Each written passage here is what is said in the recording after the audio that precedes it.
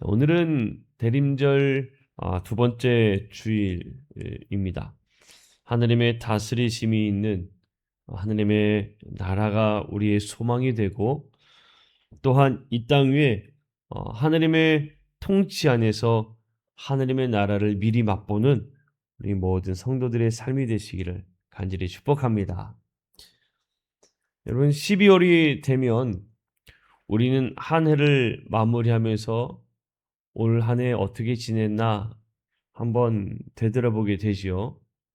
여러분들에게는 이 풍성한 열매가 있었던 한 해였다라고 생각이 될 수도 있고, 또 어떤 분들에게는 마치 거대한 나무가 베어져 나간 것처럼 참 큰 아픔과 상실이 있었던, 또 혹은 실패의 쓴맛만 남은, 어찌 보면 더 잘하지 못한 그루터기 같은 시간이었다라고 말할지도 모르겠습니다. 우리가 세상의 눈으로 볼 때에 잘려나간 나무, 그 잘려나간 나무를 보면 우리가 어떤 마음이 드는가 하면, 그곳에는 생명을 보기보다는 끝을 보게 되어 있지요. 마치 더 이상 살아나지 못한 죽어간 마지막 자리, 우리는 그것을 봅니다. 더 이상 희망도 없고요. 생명이 끝난 자리구나 라고 여기게 됩니다. 이게 등산하다 보면 가끔 잘린 이 밑둥을 보면 그렇죠. 그루터기를 보면. 또한 아무것도 없는 황량한 광야, 버려진 땅으로 우리는 여기지요. 그런데 우리가 오늘 함께 읽은 하느님의 말씀은 우리가 끝이라 말하고 버려진 땅으로 말하는 이 그루터기와 광야에서 아주 전혀 다른 새로움으로 우리에게 전해주고 있습니다. 역사에서는 잘려나간 그 순간을 절망이다라고 말하지만, 하느님은 바로 그 그루터기에서 새 싹을 틔우겠다라고 말씀하세요. 삶은 때로 앞이 보이지 않는 광야 같지만, 하느님은 그곳에서 주의 길을 예비하라 하고 복음을 전파하라 명하십니다. 여러분, 우리가 대림절을 보내는 이 기간은 단순히 주님의 오심을 탄생하는 성탄절을 기다리는 시간만은 아닙니다. 이미 시작되었으나 아직 완성되지 않은 하나님의 나라를 오늘 나의 무너진 삶의 자리에서, 그리고 척박한 광야 같은 현실 속에서 살아내는 그런 시간이 바로 대림절이란 거예요. 오늘 말씀을 통해서 베어져 나간 절망이라고 말하는 그 이후에 피어나는 소망과 아무것도 없이 황량한 광야에서 길을 내는 준비의 은혜가 여러분 심령에 가득하기를 주님의 이름으로 간절히 축복합니다. 우리가 먼저 이사야의 말씀을 한번 살펴보기를 원해요. 이사야 말씀 우리가 함께 읽은 11장에 보게 되면 그 배경을 먼저 우리가 한번 생각해 볼 필요가 있습니다. 이사야가 선포하고 있는 이 이사야 11장에 있는 이 당시에는요, 이스라엘 역사상 참 암울했던 시기의 한 부분이었습니다. 북왕국 이스라엘은 아주 잔인하기로 소문이 자자한 아수르 제국에 의해서 멸망했고요. 남유다 역시 풍전등화의 위기 속에 있었어요.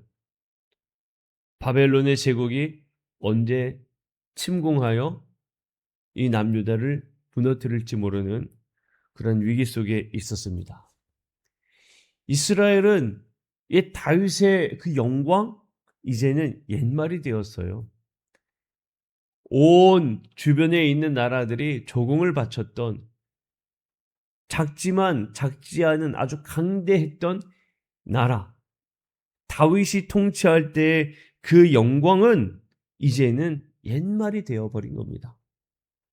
거대한 숲 같았던 이 이스라엘이 다 베어져 버리고 황량한 그루터기만 남은 아주 처참한 현실 속에서 이사야 선지자가 외치고 있는 순간이에요. 그런데 여러분, 오늘 말씀을 보면 하나님께서 이사야를 통해서 참 놀라운 약속을 주고 있다는 점입니다. 1절을 우리가 함께 보기 시작하면 이새의 줄기에서 한 싹이 나고 그 뿌리에서 한 가지가 나서 결실할 것이다.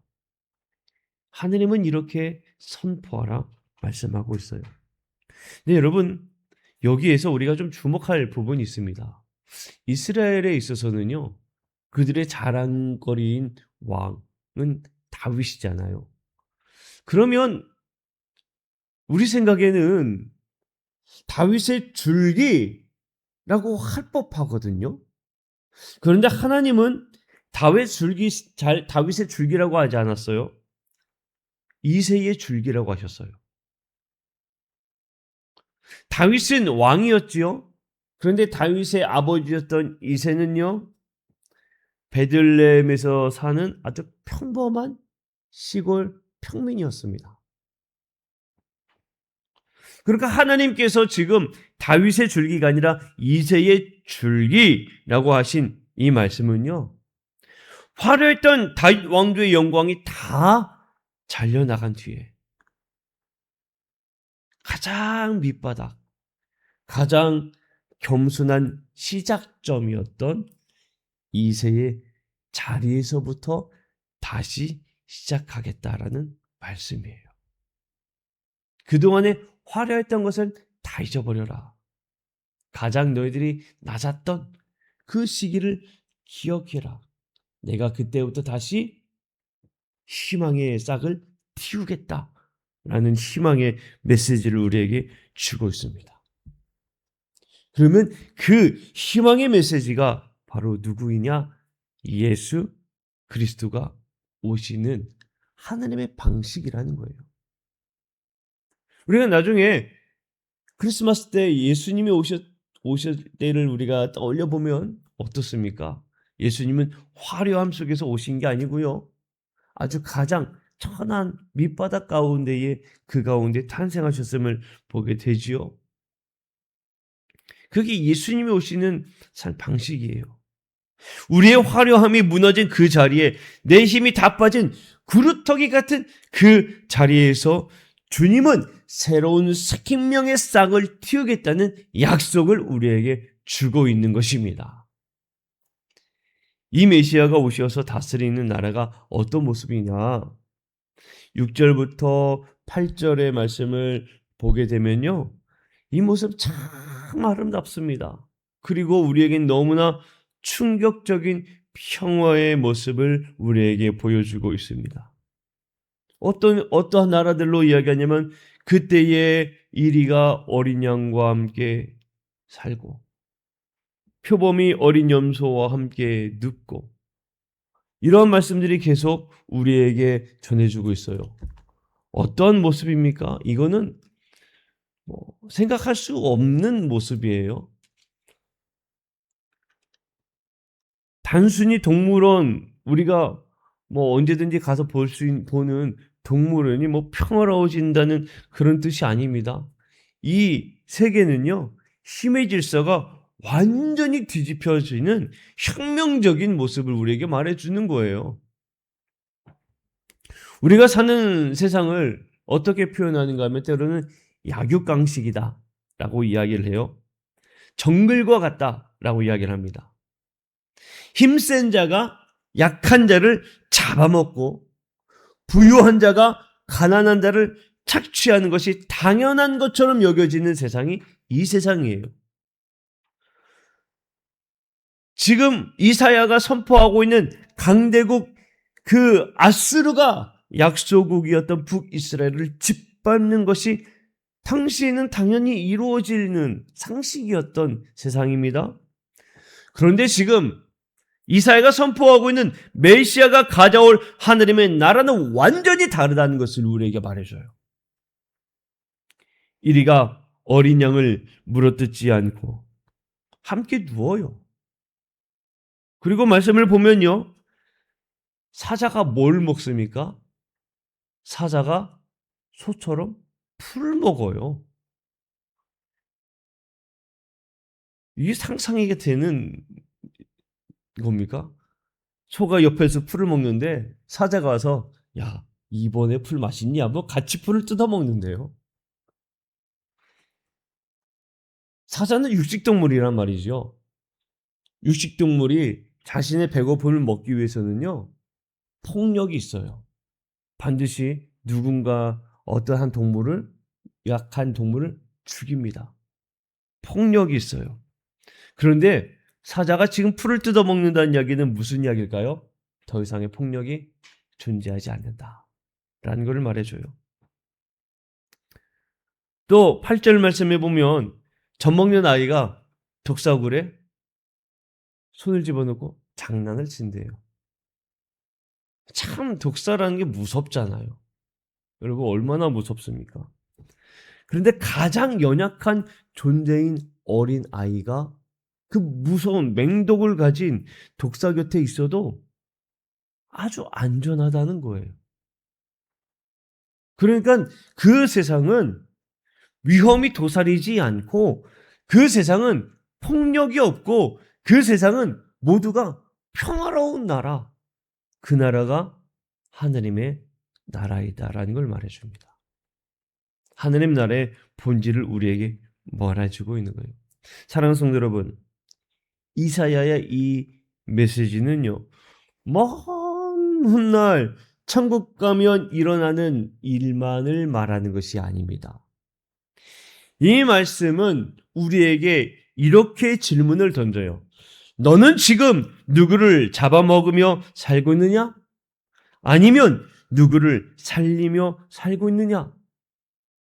하나님의 나라는 누구도 희생시키지 않는 나라이다 라는 걸 우리에게 말해주고 있습니다. 세상은 힘으로 찍어 누르지만 복음은 사랑으로 품는 것이 하나님의 나라입니다. 베어진 그루터기에서 싹이 나는 이 소망은 세상의 폭력적인 질서를 거부하고 하나님의 평화를 선택하는 자들에게 지금도 유효한 바로 약속임을 우리가 기억해야 될 줄로 믿습니다. 우리가 누리는 하나님의 나라는 바로 이러한 나라예요. 더 이상의 폭력에 두려워할 필요가 없어요. 우리가 그 다음 이어서 마태복음의 말씀을 보면요. 이사야가 보여준 이 거룩한 평화의 나라 얼마나 좋습니까? 우리가 누릴 하나님의 나라예요. 우리가 누릴 하나님의 나라. 그루터기에서 피어난 새싹이신 예수님을 맞이해야 할 우리는 그러면 무엇을 해야 하는가를 우리는 마태복음의 말씀을 통해서 보게 됩니다. 오늘 마태복음 3장은 그 구체적인 행동 강령을 우리에게 말해주고 있어요. 자, 마태복음 3장의 장소는 어디냐? 바로 광야입니다. 하나님의 복음의 메시지가 선포되는 곳이 광야라는 점이 참 독특하지요. 하나님의 메시지, 하나님의 말씀이 어디에서 선포가 되어야 되겠습니까? 하나님의 성전이어야 되는데 하나님의 성전이 아니에요. 광야입니다. 광야는 어떤 곳입니까? 거칠고요, 메마른 땅이에요. 생명이 없는 곳이라 불리는 곳이에요. 그런데 그곳에서 세례 요한의 외침이 들리기 시작합니다. 그 외침이 무엇이냐? 회개하라, 천국이 가까이 왔느니라. 그리고 너희는 주의 길을 준비하라. 그리고 그가 오실 길을 곧게 하라. 이게 세례 요한이 외치는 말씀이에요. 왜 하필 광야일까요? 광야는 숨을 곳이 없는 곳입니다. 세상에 계급장도 없고요. 통장에 잔고도 없고요. 필요 없고요. 사회적 지위도요. 아무런 소용이 없는 곳이 광야예요. 오직 하나님만 의지해야만 살아갈 수 있는 곳이 광야예요. 이스라엘 백성들은 이미 광야에서 그 삶을 한번 살아봤습니다. 하느님의 인도하심을 따라서 하느님의 베푸시고 공급하시는 그 은혜를 따라 살아가는 그 인생을 한번 맛본 곳이 광야예요. 내 영혼이 민낯이, 내 영혼의 민낯이 드러난 곳이 광야예요. 하느님은 우리를 그 가난한 마음의 자리로 부르셔서 그 길을 준비하라고 말씀하고 있는 거예요. 우리를 화려함 속에서 준비하라는 게 아닙니다. 우리 영혼의 가장 밑바닥된, 우리의 계급장도 없고 내 부함도 없는 정말 하나님을 의지할 수밖에 없는 그곳에서 우리는 주의 길을 준비해야 됩니다. 여러분, 고대 사회에서 왕이 행차할 때는요, 미리 그 선발대가 가서 그 길을 어떻게 준비했는가 하면, 지금은 길이 참 좋잖아요. 얼마나 좋습니까? 얼마 전에 우리 남선교회가 저쪽에 시멘트로 했던 그 자리를 마스콘으로 해가지고 아주 깨끗하게 잘 다듬었죠. 옛날은요, 그 길에 움푹 패인 곳도 있고 불쑥 튀어나온 곳도 있잖아요. 그러면은 왕이 행차하기 전에 미리 선발대가 가서 움푹 패인 곳은 메워야 되고 툭 튀어나온 곳은 어떻게 해야 되겠어요? 깎아서 평탄하게 만들어야 되는 거예요. 세례 요한은 지금 우리에게 뭘 얘기하는 거냐면, 너희들 마음에 토목공사해라 라고 얘기하는 거예요. 교만하게 솟아오른 마음이 있다면 깎아내고, 낙심하여 꺼진 마음이 있다면 하느님이 오실 것을 소망하며 복두어라. 삐뚤어진 곳이 있다면 그 생각을 곧게 펴서 왕이신 예수님이 우리 삶에 들어오도록 합당한 그 준비를 하라고 우리에게 말씀하고 있는 겁니다. 그렇게 준비해야 할 때에 예수님이 우리의 심령에 오셔서 그 누구도 더 이상 폭력도 없고 그 누구 아픈 사람도 없는 하나님의 나라를 우리는 맞이해야 된다는 것을 말해주고 있는 거예요. 이 준비의 핵심이 어디에 있을까요? 바로 회개에 있습니다. 회개. 그런데 요한은요, 또 무서운 말을 하나 덧붙였어요. 뭐 어떤 말을 덧붙였는가 하면, 마태복음 3장 9절 10절 말씀을 보면, 나는 속으로 아브라함 자손이야, 아브라함이 우리 조상이야, 그렇게 생각하지 말래요. 이미 도끼가 나무 뿌리에 놓였으니 좋은 열매 맺지 아니한 나무마다 다 찍혀서 불에 던져질 것이라 말하고 있습니다. 자, 여기에서 다시 나무와 도끼의 이미지가 나옵니다. 여러분, 나무에 도끼가 놓였어요. 우리가 공사할 때 이 나무를 잘라냈습니다만, 나무 옆에 도끼 있으면 뭐예요? 도끼로 나무를 찍어내잖아요. 찍어내서 나무가 넘어지면 뭐만 남습니까? 구루터기만 남아요. 이사야 때에 아수르와 바벨론이라는 도끼에 찍혔던 이스라엘이 이제는 메시아 앞에서는 진짜 심판의 도끼 앞에 섰다는 것을 말해주는 거예요. 혈통이 유대인이라고, 내가 모태신앙이라고, 내가 교회 오래 다녔다고 그게 안전한 게 아님을 우리에게 말해주고 있는 겁니다. 요한이 요구하는 회개는요, 입술의 고백이나 감정적으로 눈물을 흘리는 그런 게 아니에요. 회개에 합당한 열매를 맺으라고 얘기하고 있잖아요. 회개에 합당한 열매, 그것은 우리의 삶의 방향을 바꾸라는 겁니다. 이전에는 내 이익을 위해서 남을 짓밟았던 이리 같은 삶에서 이웃과 함께 눕는 어린 양의 삶으로 이제 우리의 삶의 방향을 바꿔야 한다는 것을 말해주고 있어요. 내 안에 있던 탐욕, 내 안에 있던 욕심으로 살았던 그 삶에서 이제는 모두가 함께 평화롭게 나누는 그러한 삶으로 바꾸라고 말해주고 있는 겁니다. 하느님의 나라가 바로 그러한 나라임을 우리에게 말해주면서 우리에게 예수님이 이제 오실 것이니까, 이제 하나님의 나라가 우리의 것이 될 것이니까 우리는 맞이할 준비가 되어야 되는데 우리 마음에 대수술을 해야 된다는 것을 말해주고 있는 거예요. 키를 들고 알곡과 쭉정이를 나누게 될 주님이 오신다. 이제 우리가 준비해야 된다라고 말하고 있는 거예요. 그래서 우리는 이 대림절 두 번째 주일에 우리 스스로에게 이렇게 물어봐야 됩니다.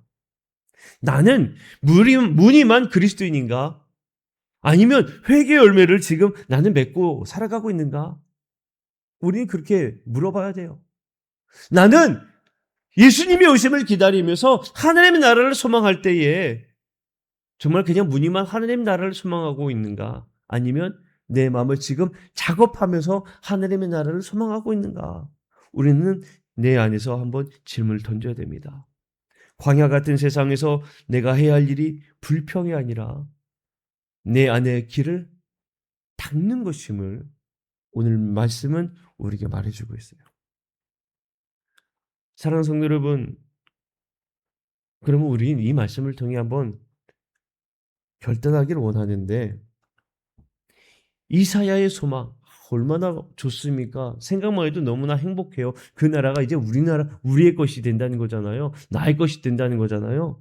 그 소망을 품고 우리가 마태복음에 전해주는 명령을 따를 때 우리의 길을 닦는 이제 우리의 삶이 되기를 주님 이름을 간절히 축복합니다.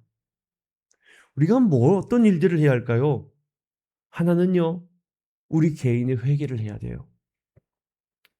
내 개인의 길을, 이제 우리의 길을 펴고 평탄하게 만드는 작업을 해야 합니다. 스마트폰을 여러분 좀 잠시 끄고요. 세상의 소음에 좀 우리의 귀를 좀 닫고요. 이제는 주님의 소리에 귀를 좀 기울일 필요가 있습니다. 얼마나 많이 우리가 스마트폰을 통해서 이 이야기 저 이야기를 봅니까? 이제는 그걸 다 끄고요. 다른 목사님들의 이야기도 다 끄고요. 그냥 우리 주님 앞에 말씀과 기도로 주님의 음성에 좀 귀를 기울이는 한 주간이 되기를 축복합니다. 우리의 말에서는 비난과 불편 대신에 내가 지금 얼마나 격려하는 말을 붙들고 살고 있는가? 우리의 눈은 남을 비교하며 부러워하는 대신에 내게 주신 것에 얼마나 감사해야 하고 있는 눈을 가지고 있는가? 우리의 손은 내가 정말 채우려고 하는 소비 대신에 얼마나 남을 위해서 섬기는 손길을 내가 가지고 있는가? 한번 이 한 주간이 되기를 축복합니다. 그리고 두 번째로는 관계의 회개를 하는 우리 모두가 되기를 간절히 소망합니다. 칼을 보습으로 바꾸라 얘기하고 있어요. 우리 한 주간은 더 너무나 하기 쉬운 말들 아닙니까? 미안합니다. 고맙습니다. 영어를 못해도 미국 가서 잘 사는 방법은 thank you, sorry 이것만 해도 잘 산다고 하잖아요. 이게 얼마나 가장 기본적인 이야기예요. 우리가 한 주간 미안합니다. 혹은 고맙습니다. 혹은 사랑합니다. 이것을 더 많이 이야기하는 우리 모두가 되기를 축복합니다. 그리고 마지막으로 내가 더 헌신하자, 내가 더 섬기자 하는 그런 삶이 되는, 그러한 삶이 되는 한 주간이 되기를 축복합니다. 자, 말씀을 맺습니다. 사랑하는 성도 여러분, 우리의 인생이 때로는 밑둥이 잘린 그루터기처럼 보일 때가 있어요. 실패한 것 같을 때도 있고요. 다 끝난 것 같은, 내 인생은 정말 다 끝난 것 같아 라고 이야기할 때도 있고요. 내 인생은 더 이상 소망이 없는 것 같아 라고 그렇게 보일 때도 있습니다. 그러나 오늘 주님은 우리에게 낙심하지 말라고 말씀하고 있습니다. 너희가 가장 비참하다고 여기는 그 순간 오히려 하느님께서는 정말 그 가장 낮은 곳에서 임하셨던 예수 그리스도를 우리에게 보내주시겠노라고 약속하고 있습니다. 그리고 예수님이 바로 하나님께서 약속하신 그 증거임을 우리는 말씀을 통해 보게 됩니다. 우리의 현실이 때로는 메마른 광야 같다고 불평할 때가 있습니다. 그러나 불평하지 마십시오. 광야야말로 정말 왕이 오시는 길을 예비할 수 있는 너무나 가장 좋은 현장입니다. 대림절에 우리가 할 일은 명확합니다. 하느님이 주실 회복의 소망을 우리가 굳게 붙잡고 그리고 내 삶의 구분기를 회개로 펴는 그 일, 우리가 해야 할 일들임을 믿습니다. 구루터기에서 새싹까지 광야에서 길까지 이 은혜의 여정은 먼 미래가 아니라 지금 여기 우리의 결단에서 시작됨을 우리가 봅니다. 오늘 이 시간 주님을 기쁨으로 맞이하는 정결한 신부가 된 우리 모두가 되시어서 정말 그 주님이 주시는 정말 너무나 아름다운 하느님의 나라를 누리는 우리 모두 성도들이 되시기를 주님의 이름을 간절히 축복합니다.